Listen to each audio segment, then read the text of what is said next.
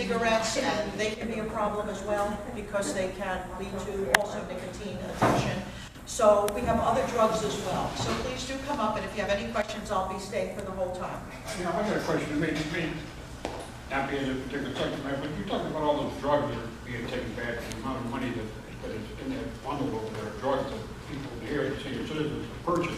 You know, somebody needs to be working at the other end, where the drug companies and the doctors are over prescribing medicine and giving larger amounts that are necessary that are causing an influx of this medicine coming in. Yes. So they're looking for us to dispose of it, but you know what? There's a bigger problem with the drug companies making all the money assigning the drugs. You look at some of this stuff in here. Yes. I mean, we have it paid for by people in this auditorium. That's very And you know, we're working at this end, but the bigger problem is at the other end, where the doctors in our community that you people are going to are giving you quantities of drugs, you know, 90, 60 days, and you're not using them, but you're buying them.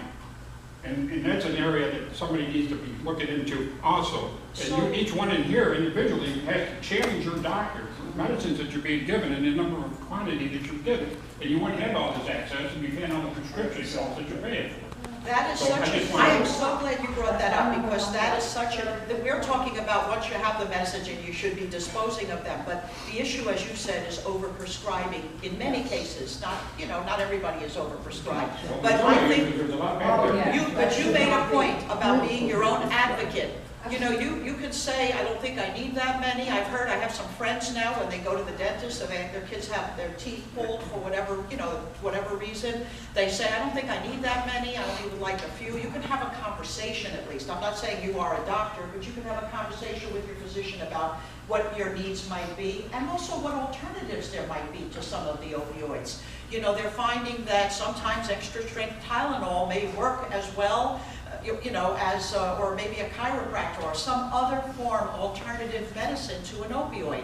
So you guys want to be thinking about alternatives. Again, they don't always work the same way, but certainly it could help with one of the, as we said in the beginning, there are many ways we have to approach this problem, and we'll call it a problem, the opioid epidemic. And, you know, it's got to do with prescribing, it's got to do with disposal, it's got to do with prevention, and that's why we talk to the kids and the parents in the schools. We've got to start early. We have to, do you know how much money is saved in treatment and recovery when you prevent a problem from occurring? You have no idea, you know, that for every dollar you spend, you might save $18, I think I once read, in substance abuse treatment. So now, you know, you have to look at it that way, that funds have to go that way. So we spend some time talking to and you can too, if you're friendly with legislators and folks that have decision-making power, because some states now are setting up laws that regulate how much medicine can be prescribed. Were you aware of that? Anybody in this room? Certain states have actual laws that say that when someone goes in an emergency room, they can only get 7 days worth of meds or so many pills. And I don't know that this has come to Pennsylvania yet, but I think that this is also making the rounds, and it also has to do with the dispensing of the medications that we have to control. The other thing is a prescription medication monitoring program that Pennsylvania and other states have, which is that when that when a prescription is brought to a pharmacy, they can check and see, and maybe you guys can talk a little bit, you're familiar with that? You know, that you can check and see, has this person, are they pill shopping? You know, some people are pill shopping, so we want to prevent that as well, and there are ways to check in a database to see that this person isn't going from doctor to doctor to get medication. So that's another angle. So there's lots of different ways that we can deal with this issue, and I'm sure you're going to get a lot more information from the others. Officer Wyant and Officer Wiggler, two of the officers from our unit, that are now in charge of our drop box. Just like you see on the picture up there, the green box, that's right inside our lobby. And if you heard earlier, everyone said it's 24/7. You can come right in the station. It's right inside the front door. You don't even have to chat with anybody. You can walk right in, drop your meds in there, and be on your way. Town-wise, starting in January 1st to the first week of March, second week of March, we had a little over 300 pounds that were collected just in that box. So we took that, and that goes down to Thiokol in Bristol, and then it's destroyed. So we do quite well. I don't know, like the chief said, I don't know if that's a good way to put it, but you folks are using it. We appreciate it. Spread the word. The more that we can collect and take out of the cabinets, the less likely someone is to grab it, steal it, use it, and injure or kill themselves using it, or the less likely it is to end up in the streams. We also take pet medication. We all love our pets. I have a cabinet full right now of pet medication for my little puppy that we just got, but we all have pets and we medicate the pets. We will take pet medication as well. The only things that we don't like to take or will not take are syringes, used needles. Please don't drop them in the box. You can reach out to St. Mary's. Tri-Hampton Rescue Squad is also able to help with that and dispose of them. But St. Mary's, I know that they'll collect them if you have used needles. So again, we take pet medication, we take liquids, we take pills. Please, if you are going to put in pills, don't dump them in loose. So just real quick, a little bit about what happens is when you throw the medication into this box up here, it's just like a mailbox that falls inside. Either myself, Sergeant Kingsdorf, Detective Sergeant Pinkerton, or Officer Wiggler will empty the box. We seal it up immediately. It gets logged into our evidence. It gets locked up. When we collect about 20 boxes, I'll drive it down to Thiokol. It gets locked up there, and then the National Guard will actually come get once they have a large number of boxes, they come and it gets incinerated, so it's destroyed. So you don't need to worry about labels, or if you want to just drop the pill bottle in and trying to peel that label, it can be really hard to get the label off sometimes, or people put them in the Ziploc bags. That's fine, just don't drop the pills in, and again, everything is kept private, no one sees anything, we don't look at the names, and it's immediately sealed up once the box is pulled out from inside the mailbox type device here. In addition to over-the-counter, it's just not prescription, over-the-counter, and like what Officer Wyant said, pet meds. A lot of people don't think about pet meds. We actually had an overdose within the last 6 months or so when somebody with pet meds. So, a person taking pet meds. So it is important. A lot of people always forget that. So any kind of liquid, powder, pill, pet meds, over-the-counter, like Officer Wyant said, we'll take everything except the syringes. Now, how many times a week would you think we're emptying that now? We empty it about twice a week. It's sometimes we'll open it and it's just filled, completely filled. It's very difficult to empty, but I like to see that because that means it's not hanging around and people can't get into contact with it. It shouldn't. Steve, you want to say how many pounds there were last year total? Do you recall? We're always in the top 1 or 2 for the county. This program, since April, and actually Crunchy, the Council Our Coalition, was a spearhead behind this. There was a presidential order several years ago for the 2 take-backs that we had a year.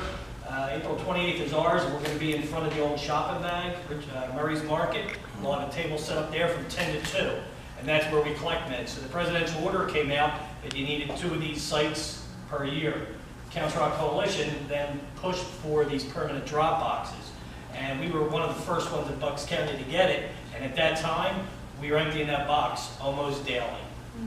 There's that much coming in. We had cabinet level people from Harrisburg come out here to view Bucks County's program to see why it's so successful. And it's because it's a combination between Council Our Coalition, all the police departments, the DA's office jumped into it with both feet, and they really are the backbone of this. And that's why they had legislators coming out to look at it to see why it's so successful compared to a lot of the other counties. So it's been going strong since day one.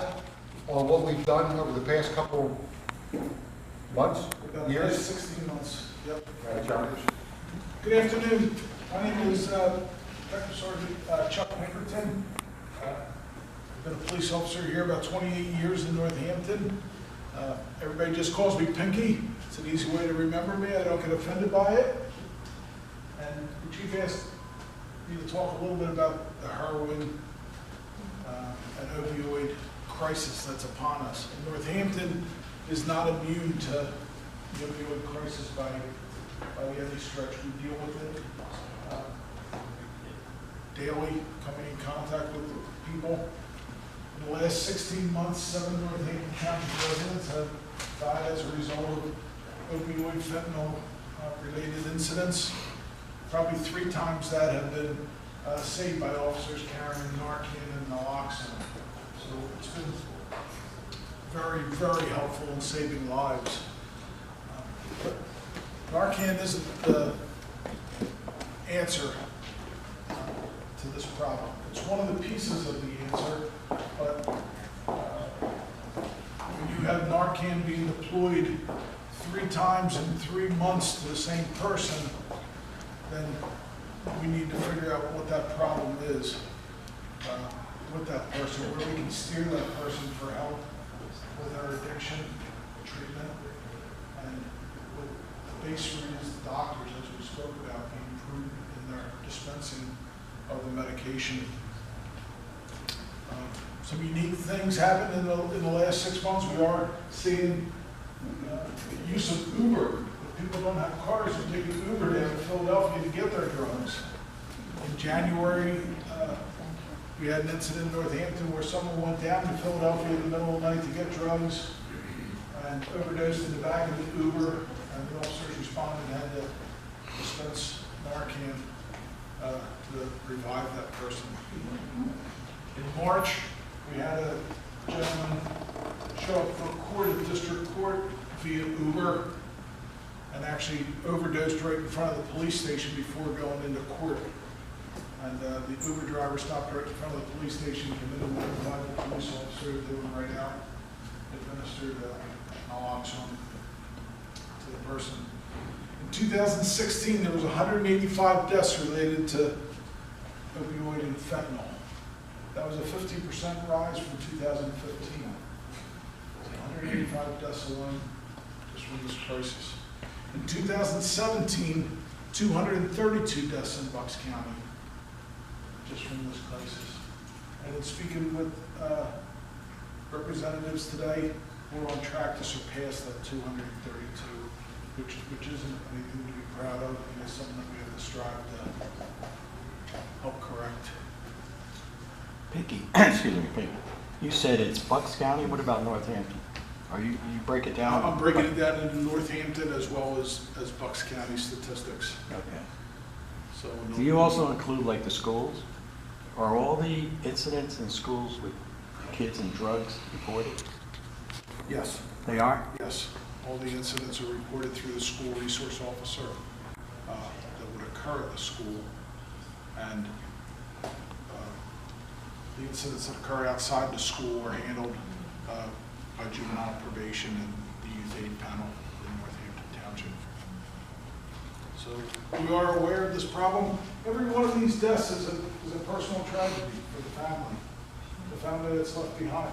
Nobody grows up and thinks, I want to be an addict. And Chief Clark has committed himself to be with the district attorney and follow up every single one of these heroin overdoses to try and identify the source and go after that source and put an end to that coming up here. But we need the public's help. So, and then they do have up here the anonymous tip line. We have the tip line in our headquarters. So if anybody has any issues, they can certainly make a tip, an anonymous tip. Encourage, if you have any family or friends who are struggling with addiction, encourage them to get counseling, encourage them to stay on the right track. That's all I have. I was just going to talk briefly about a couple other crimes that impact our senior citizens. I know Sergeant Kingsdorf is going to add to that. The opioid crisis. A lot of people think it's happening elsewhere. It's not happening here. It's not happening right in our next town. If we put something out on social media, we could put something out with reference to a pet or something like that. It might go to 20,000 people. If we put something out for informational purposes or a meeting coming up on the opioid crisis, it might only get reaction from 3 or 4 people. And I don't know why that's happening. But the problem is it does happen here. It does happen in the next community, in the next community from us in all directions. So people have to start to realize it's not just happening elsewhere. It is also happening here. And I think a lot of people try to deny that fact. This is true. Scams. Sorry? Scams are everywhere. We probably take in between 15 and 30 different frauds or attempted frauds on a monthly basis that come in. And they vary from ones that we see all the time to new ones. And they do try and target the unsuspecting, the good people, the believing people that get a phone call or get an email that tells them that they're in debt, there's a family member in crisis, or that they're behind on a utility bill. So Sergeant Kingsdorf's At the holiday, we had someone with a dog scam, buying a dog. I think he lost, I think, $700 unknowingly to someone that made it. These scammers make it look real. And as smart as we all are, and as much as we all think we're on the ball with it, these guys are good. That's what they do for a living. And this was a businessman who's, he's got both oars in the water. He's got everything going strong, and he got taken for $700 trying to buy a dog. So just when we think we know all the scams that are out there or kind of have a grasp on it, there's always a new one popping up that they're a step ahead of everyone with the scams. Some of the ones we see all the time, and it's going to be this time of year, as soon as it starts getting nice out, is the driveway scams. You have the driveway gypsies that just go around the gypsies, that's not. driveway gypsies. As long as it's a flowing sentence there, it's fine. Hey, Mike, it's proper now. It's correct now. I already got challenged. I say gypsy, you can say gypsy. But the bottom line is, they're people that do substandard work. They drive around, they wait for these nice days, and it used to just be weekends. Now it doesn't matter. It's during the week too. They wait for people to be outside doing yard work. They come pulling up, and they engage in conversation about your driveway. They have some extra product down the street. As soon as you hear anybody say there's extra product from a driveway or some other job down the street, it's going to be a scam. That's the bottom line, is it's going to be a scam. Unless you call somebody to come to your house to do that job, I would not engage in any kind of business with them. If they're coming, knocking on your door, grabbing you in the middle of the yard, and they're slick, sometimes you'll see some of these driveway folks with 3 generations. They'll have a little kid, the kid's father, and then the grandfather. And that grandfather will come over and he'll take you by the hand, he'll shake your hand, and I would count your fingers when he got done taking your hand. They're smooth. They engage in a conversation, and in 2 seconds, they own you in this conversation. And next thing you know, they've given you a price on resurfacing the driveway. And most times in this township, it's in the $200 to $300 range, which is usually pretty good for seal coating the driveway. But that's where it starts. By the time they get done, because halfway through, they're going to knock on your door and say, you know, your driveway hasn't been done in a long time. It's absorbing a lot more than what I thought. I'm not going to be able to finish this for that price. Now, all of a sudden, that $200 or $300 is double that. And you're looking out at your driveway, and you're saying, well, my driveway's half done. And then when they want to talk to you, they're standing in your personal space, having that conversation real close to you, making you feel uneasy. They're not threatening you at that point, but they're making you feel uneasy, that you've got no option but to pay the extra money to get it done. Do you ever catch scammers? Actually, we do. We do catch those. We look for them. There isn't a current task force now, but there actually used to be a task force just for driveway gypsies, because it is that prevalent and it's all around the area. And that's one scam. And from there, a lot of times they turn that into burglaries. What I said about the 3 generations, and that's what happened. We had one years ago up on 2nd Street Pike. It was a senior citizen. She got taken for $10,000 in cash that she had in the house because the little one needed to drink the water and use the bathroom. So he says, is it okay if they'll... And then he engages her at the door in the conversation. The little one goes in. Well, that little one, it's ingrained in them, and that's their way of life that is now in there. And he went in and found the money, the hiding spot, and wound up cleaning out the money while Granddad was still engaging her in conversation with the door. So you've got driveways, IRS. IRS, on a regular basis, it's almost automated now on the phone. They'll call, and if you're not there, they're going to leave a message. And it's just, the IRS is not going to ask you to send them money. IRS is not going to ask you to go to the drugstore and get a gift card and give them the numbers off the gift card to collect the money. Because once some of this money's transferred electronic, it's gone. You're not going to see it again. Grandparent with a grandchild. You might get that call that grandchild is either arrested and needs bail money, grandchild's in the hospital, grandchild's been kidnapped. There's all different ones. And now this is what happens. You get a senior citizen, they might be doing housework, they might be doing yard work. The phone rings, they pick up the phone, and we had one of these. All the examples I give you is because we already lived them. And the woman answers the phone, and this is a retired school teacher. Answers the phone. Hi, can I help you? We have what she thinks, they say, your grandson has been injured and in the hospital, but we need to do work on him. We need to get $3,000, blah, blah, blah. He doesn't have insurance. And you know what? You're caught off guard. You're not expecting that phone call. And her reaction was, oh my gosh, is Will okay? All she hears is grandchild at that point. Well, now he's got the name. Yes, Will's okay. Everything's going to be okay. We need to get that $3,000 so that we can keep things going, blah, blah, blah, blah. She went to the bank. Went to the bank, got the money, and was heading back to the house, and something clicked, and she called, and she said, no, I just got this phone call, blah, blah, blah. Okay, it's a scam. Go back, put your $3,000 back in the bank. They're good, and you're not going to be expecting when that phone call comes in. So anytime you get one that says your grandchild's in the hospital, arrested, kidnapped, or whatever, if you have a question about any scam or anything that's going on and you're not sure, call us. We're open 24/7. Somebody's always willing to talk to you. But let's help you work through it to make sure that it is not a legitimate thing. Yes, sir. Do you have the number for the that IRS text? Yes. Did you ever publish like in the... We do. We put it out. We put it out on our social media on a regular basis. It's right inside our dispatch area. We get that many calls. Like your emails you get on the the local stuff that goes around? We can put that out on there again too. We usually do it right before tax season so that people know that okay, it's coming. They know it's coming. These people are gearing up to. Yeah, I got a list. I got a list next to my computer. All bad numbers. Don't call these numbers. These foreign numbers, the IRS. And all A couple of ones. Pico.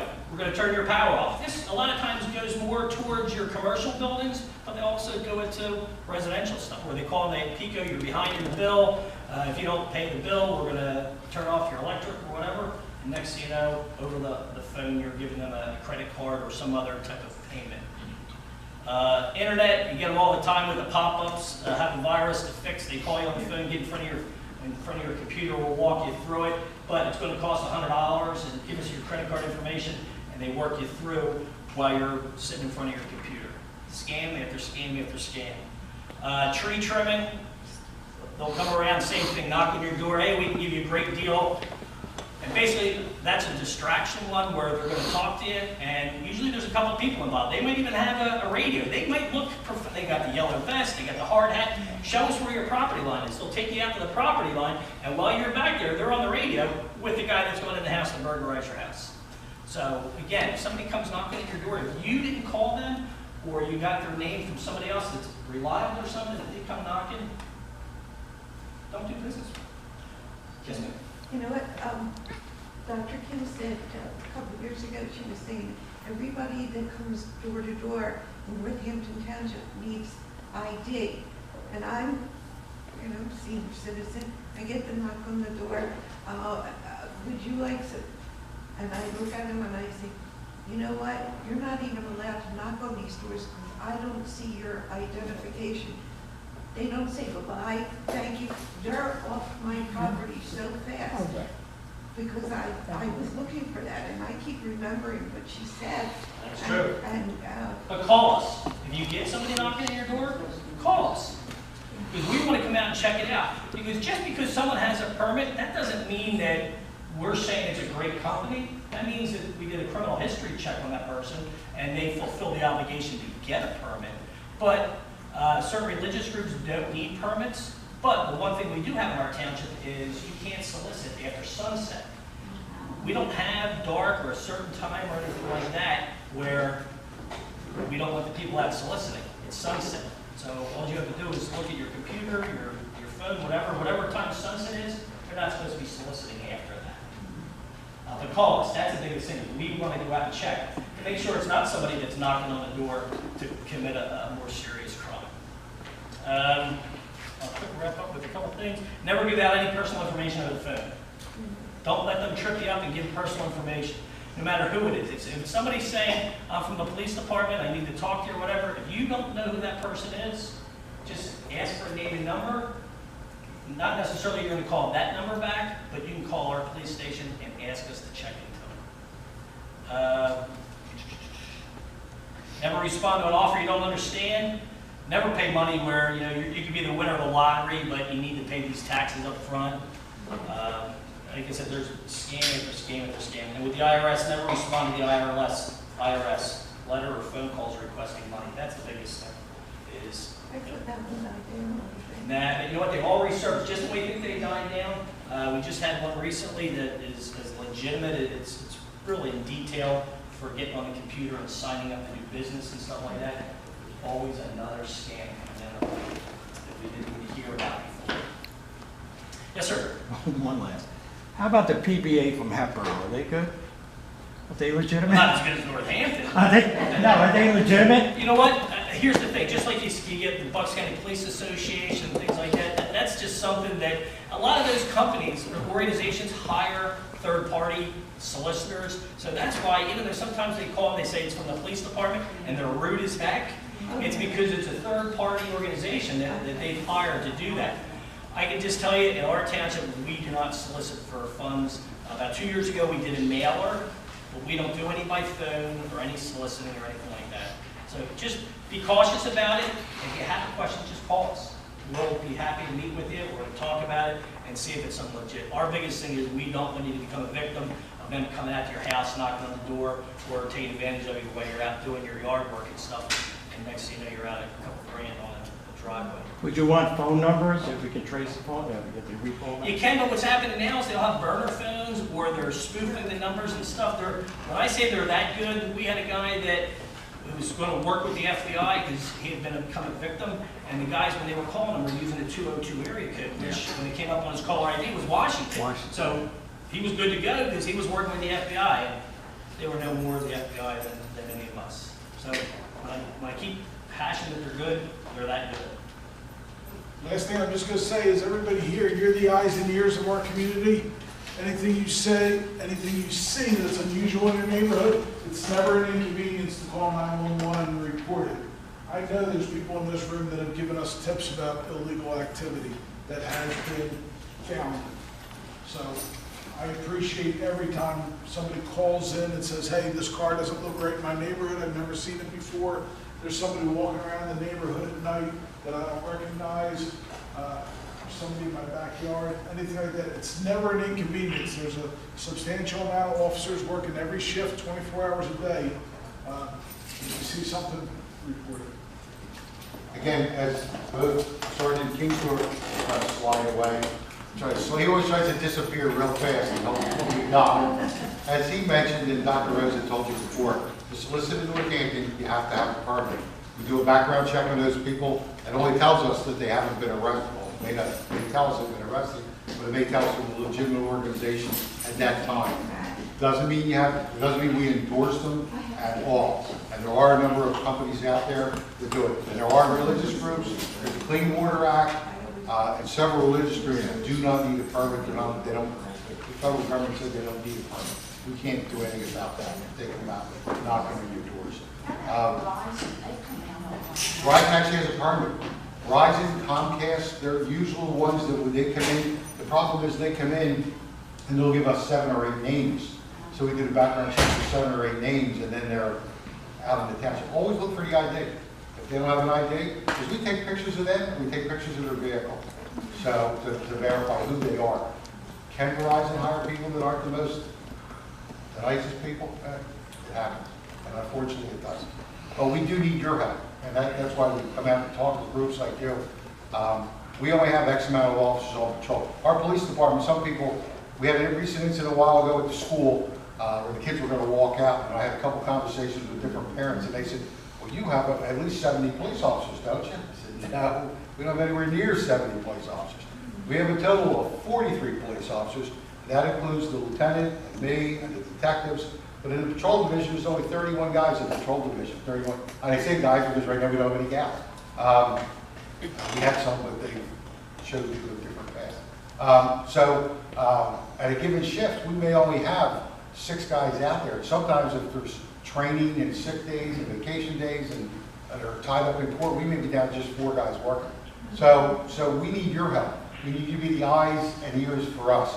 We don't want you to do anything, don't want you to get involved, we don't want you fighting with people in your backyard. If you see something, and I always tell people, if you're out and you see somebody and the hair on the back of your neck stands up, you get that chill, something's wrong. That's a natural defense.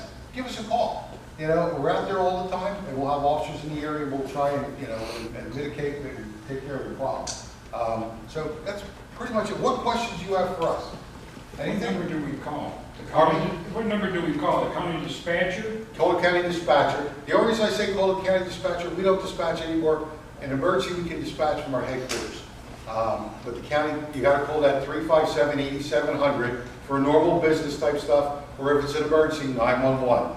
They'll pick that phone up right away and they call us. But if it's, you want to report a suspicious vehicle, you can call the old police emergency number, 357-8700 or 911. 911 is going to get you a quicker response, you know, to do that. We do have business numbers that during the daytime, if you need a copy of a report or something like that, you can call that number or stop in and we'll, the communications clerks or the secretaries will help you do the processing. Questions? Yes, ma'am. Yeah, in the past, I know they instituted the town watch patrol in the city. Would that be feasible for this area? We could, but here's the problem. We had that years ago. The problem is it starts up and you get everybody wants to get involved. And then nothing's happening and people get bored and they don't want to do it. So rather than, we can do a town watch if there's a specific area that a group, or we'll do it because we still have some in the town. We have one in Churchville. Just the one in Churchville. We had the one over in Hatter Street. If you're in your neighborhood and you want to start one, we'll be glad to come out, sit down, explain to you what it does, and get your people involved. We usually ask for someone to host, be a host family, just to start the program, and we'll give you the information. Again, we want you to just see and hear the stuff. Don't get involved. We don't want you getting involved. That's what you pay us to do, and we do that. And if you work on the internet at all, you can sign up for email alert. And basically when we designed that was electronic town watch, so you can find out what's going on. If something specific is happening in your neighborhood, we can actually send out a blast just to that neighborhood. Most times we do send it out broader than that, just so that everybody knows the information. So if you're on the computer at all, either Facebook, we try to do social media with either Facebook or the email alerts. So that way we keep you up to date on what's going on. Our Facebook page is really pretty active, and we're tied in with another group. Yeah. Lieutenant, you have anything you want to add? We forgot? We apologize for such a Kingsdorf. Sounds too good to be true. It probably is. Keep that in the back of your mind. Chief, would you, if we do the prizes, would you, We'll hang around for a few minutes after, so if anybody has a question that they didn't want to raise their hand for, you can grab us. Okay, so the first prize is a gift